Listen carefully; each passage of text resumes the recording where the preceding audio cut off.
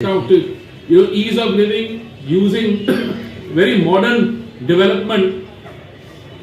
मैं आपके साथ शेयर करना चाहता हूं कि मुझे हाउसिंग एंड अर्बन अफेयर्स जो दूसरा मंत्रालय है जिसके साथ मैं जुड़ा हुआ हूं, मुझे 5.5 साल वहां हो गए उस मंत्रालय के साथ जुड़े हुए, और मैंने पर्सनली जो यहाँ पे ट्रांसफॉर्मेशन देखी है, मैं यहाँ के नागरिकों को बधाई देना चाहता हूँ।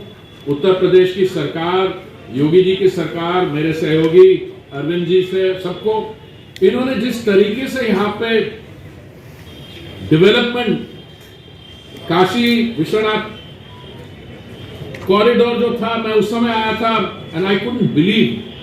मैंने उस समय जाके अपने दिल्ली में अपने मंत्रिमंडल में साथियों से कहा, मैंने कहा जाप के तो देखिए वहां पे कि वो जो और कुछ ही तो तमिलनाडु का जो कनेक्ट है वहां पर इतनी चीजें हैं। पर मुझे बड़ी खुशी है कि हमारी जो OMCs हैं, ऑयल मार्केटिंग कंपनीज, उनके फाउंडेशन के द्वारा किलकिया घाट का और बाकी जो उन्होंने डेवलपमेंट में मदद की, मैं उनको बधाई देना चाहता हूं।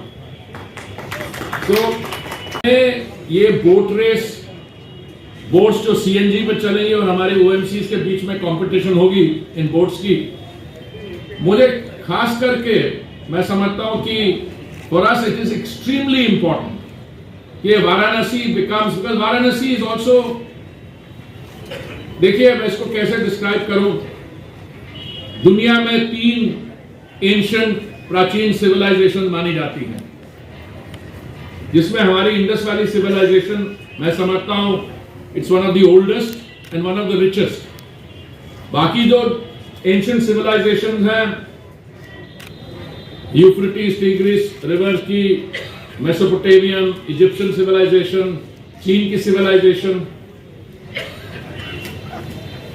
ये जो हमारी प्राचीन सिविलाइजेशन है, this is not only the amongst the oldest but it's also a living civilization. ये जो शहर है वाराणसी, कितने हजार साल पुराना होगा, 5,000 साल, डिफिकल्ट टू से। मैं किसी हमेशा टू प्ले सेफ कहता हूं, हजारों साल पुराना ये शहर है। बट जो वाराणसी में माननीय प्रधानमंत्री जी की इंस्पिरेशन, उनका गाइड, तो उसकी जो डिमांड है एनर्जी की वो बढ़ती जाती है। इस समय हमारे यहाँ जो ग्लोबल सिचुएशन है और हमारी जो डोमेस्टिक डिमांड बढ़ती जा रही है, हमारी एक 4 pronged स्ट्रैटेजी है। एक तो देश के अंदर हम एक्सप्लोरेशन और प्रोडक्शन जो है उसको दबा के बढ़ा रहे हैं। हमारा टोटल कोई 3.5 मिलियन स्क्वायर किलोमीटर हमारा सेडिमेंट्री बेसिन है। पिछले 70-75 सालों में ये सेडिमेंट्री बेसिन की जो एक्सप्लॉयटेशन है कभी 6-7% से ऊपर गई नहीं थी। अभी माननीय प्रधानमंत्री जी के नेतृत्व में कई बहुत फार रीचिंग निर्णय लिए गए और कुछ ही महीने पहले 1 मिलियन स्क्वायर किलोमीटर्स जो नो गो एरिया था, that has been opened up for exploration और प्रोडक्शन। साथ साथ में national data repository, data availability होगी डोमेस्टिक कंपनीज के लिए और अंतर्राष्ट्रीय जो इन्वेस्टर्स आ रहे हैं उनके लिए। मुझे लगता है कि आने वाले कुछ समय में ये अभी जब शायद 8% पे है हमारी एक्सप्लोरेशन और प्रोडक्शन, ये इसको ले जाके हम 12-15% तक ले जाएंगे और जो एरिया अंडर एक्सप्लोरेशन है वो डबल और फिर इसको 4 गुना कर देंगे। जो हमारी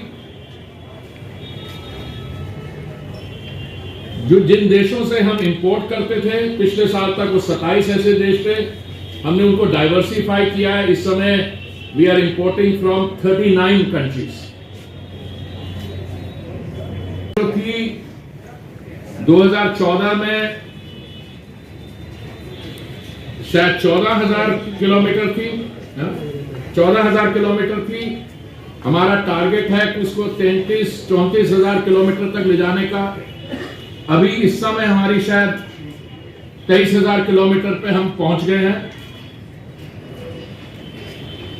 ग्रीन हाइड्रोजन जिसको दुनिया भर में कहा जाता है that is the fuel of the future, बहुत तेजी से काम हो रहा है ग्रीन हाइड्रोजन पर।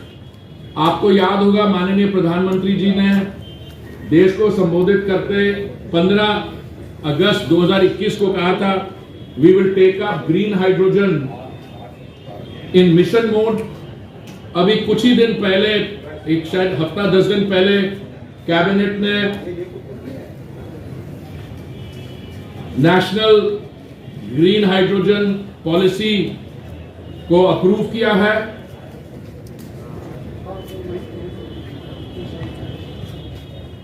अब किसी भी